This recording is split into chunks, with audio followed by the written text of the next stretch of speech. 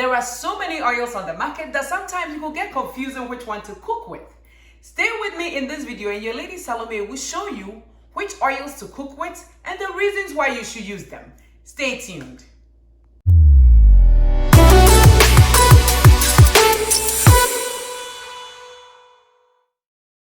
Hello there viewers, welcome to Ezra Wellness, where you learn proven ways to healthy living. This is your lady Salome Adamako. I'm a nurse by profession. If you want to learn proven ways to healthy living, subscribe to my channel, and when you do, click on the notification bell so you don't miss out on any of my favorite videos. Today I'm talking about oil. Yes, cooking oil. What are oils in the first place? Oils are mostly fats that are liquid at room temperature. And there are so many oils on the market that it could get confusing which one you should use in your cooking. So today, I want us to go over some of them so that you will know exactly which one to use to maximize your health. Well, there is a lot of cooking oils, as I've said. We have vegetable oil, we have olive oil, we have canola oil, then we have cod liver oil. These are all sources that we get oils from, and mainly it's plant and it's animal source.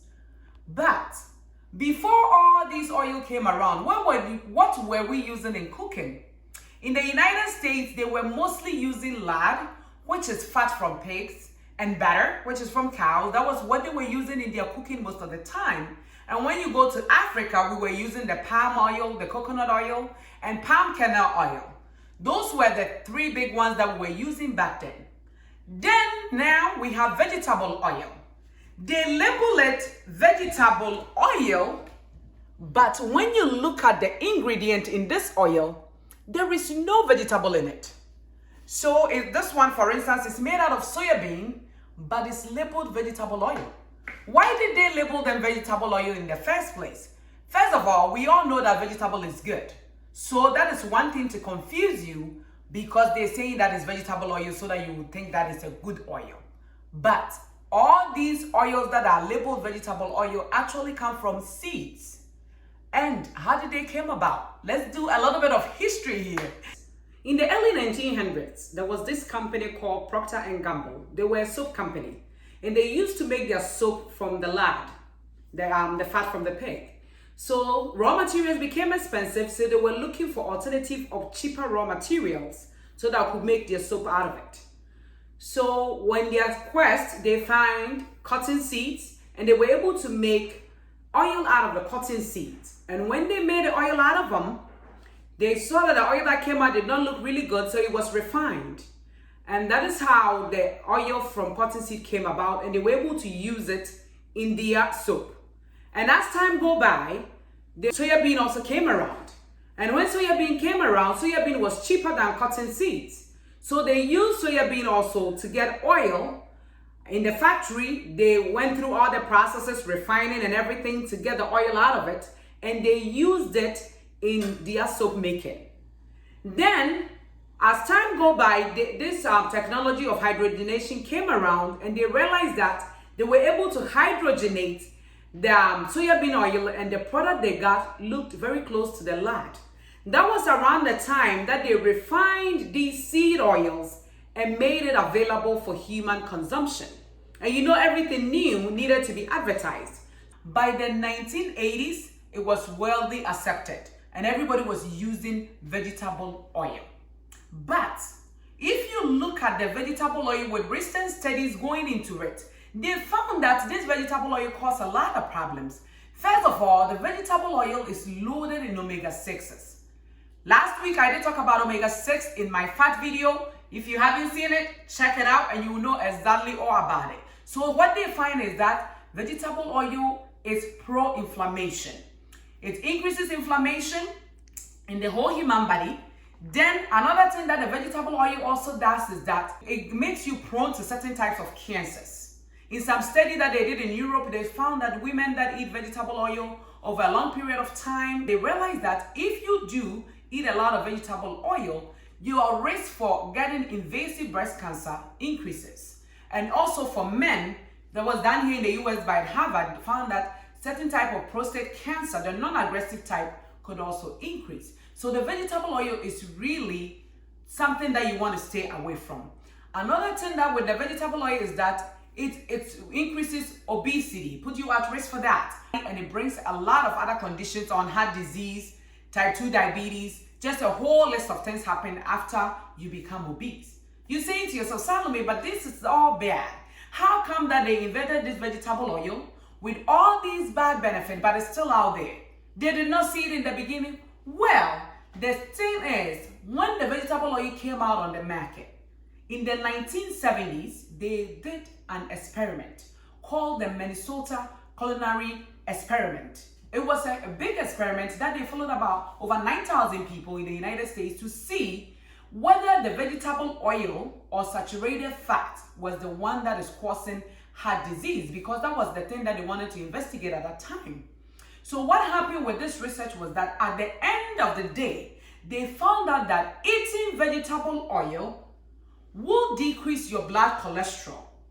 But at the end, it did not decrease the risk of death from heart disease. So the leaders of this research, one of them called Answer Keys, because they did not get the results that they wanted, they published the first part of the research that the vegetable oil will decrease your blood cholesterol. But the side that was increase your risk for death from heart disease, you guessed it, wasn't released until recently, when they were digging and they went through some basement stuff for this research. That is when they found out that the whole research wasn't published. So we got half of it. The food that we eat was based on all these things, but the theory was not actually proved. That is why saturated fat was pushed out. But now they realized that this was a mistake. So things are being changed around. That is why last time I was saying that saturated fat, you could eat it in moderation depending on where it's coming from. But today I want to tell you who is cooking in the kitchen, that because of all these issues, you want to stay away from vegetable oils at all costs. And when I talk about vegetable oils, I'm talking about sunflower seeds, soya bean oil, cotton seed oil, grapeseed oil, and just like the list go on. And then when these are the oils that I have here, I want to show you. This one, for instance, is canola oil. And when you talk about canola oil, I know you haven't heard of a plant canola, have you? Well, this plant was invented in Canada. They did a hybrid, and that is how they get. So it's genetically modified in the first place, because the canola itself was from another tree called the rapeseed. And that rapeseed contains an acid, uraric acid, that was not good for human consumption. When you eat it in higher quantities, it's not good for your health. So what they did was that they modified it to decrease that acid in that rapeseed and came out with canola oil. So canola oil, to begin with, is already GMO, and then the oil also goes through the factory. It's highly processed. All these vegetable oils, and this one is, you know, it says pure vegetable oil with carrots and everything on it, but this is a soya bean oil. And then you have your corn oil, which we all know corn. To get oil from corn, you have to go through a lot. And then this one is grapeseed oil.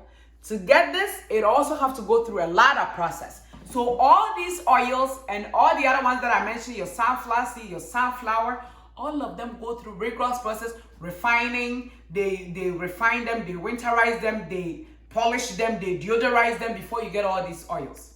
So my viewer, you want to stay away from this oil at all costs if you want good health. You're saying to yourself, Salome, that is enough. Then what oil am I going to cook with? Well, now let's talk about the oils that you could cook with. We're going back to what we were doing before all these vegetable oil came around. So the first one I will talk about is olive oil. And this is extra virgin olive oil. That means it's extra virgin, there is minimal processing. And when you go to buy your extra virgin, make sure you have the dates that the olives were harvested on the back of the bottle. You want to go for the dark bottle because the dark bottle protects the oil from the light in the stores, so that this oil doesn't have to go rancid or anything like that. And then I know people say you can't cook with olive oil, but you could. What you want to do is that when it comes to olive oil, you want to warm your pan at medium heat, and once the pan is warm enough, you put in your oil and you put in everything that you're doing at the same time. But with that said, you cannot use olive oil for our stew. The way that we culturally cook our stew for about 4 hours, no, you cannot use olive oil for that. And this is also another olive oil, but this is refined olive oil. And normally you want to stay away from the clear bottle because it's not the light is not protected from the oil. So that is it with olive oil. But when they come to the way we make our stew and the jollof rice, you want to go for avocado oil. Avocado oil is able to withstand the heat at high point, and you could use that one for your stew and stuff like that. But avocado oil could be a little bit expensive. So if you decide to go for that, you got to use a little bit. It go a long way when you do. You don't need a whole lot of oil on top of your stew when you're done like the way we make it. And then when it comes to deep frying, if you want to fry anything, which I normally like my fried yams, I go for the coconut oil. And you want to get the extra virgin that have a little bit of the coconut smell in it. That means it hasn't been too much processed. You could use that for your deep frying. And then our own palm oil that we use back home. You could use palm oil also with your stew and stuff like that, and you could fry in it. And the other one that I don't have here, but I would say, is the palm kernel oil, which one you could also use in your deep frying and in your cooking. But you know, overall, you want to put frying at the minimum when it comes to anything. You're saying to yourself, Salome, I'm in Ghana, I'm in Nigeria, I'm in Togo, I don't have access to this avocado oil and the olive oil. That is fine if you don't have access to it. You could use our own palm oil, coconut oil, and the palm kernel oil. They are good.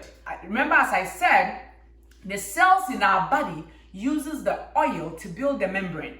So you want to eat the best of oil so that your body will produce the best of cells for you, because the cell is what makes the whole of you. So you want to get the best of them. So now you know exactly which oil to cook with. When it comes to vegetable oil or the seed oils, you want to stay far away from them. You're saying to yourself, Salome, but we used to use peanut butter. You did not talk about it. Well, peanut oil have been highly processed. If you are getting peanut oil from like just blending your oil and getting it from there, you could use peanut oil in moderation, because peanut oil also have omega-6 in it and it contains lactans. So you want to use it in the minimum as you can. So now you know exactly which oil to use. Thank you so much for watching. Are you new to this channel? Don't forget to subscribe. And when you do, click on the notification bell so you don't miss out on any of my educative videos. Until I see you in the next video, remember, this is Ezra Wellness, where you learn proven ways to healthy living. Thank you.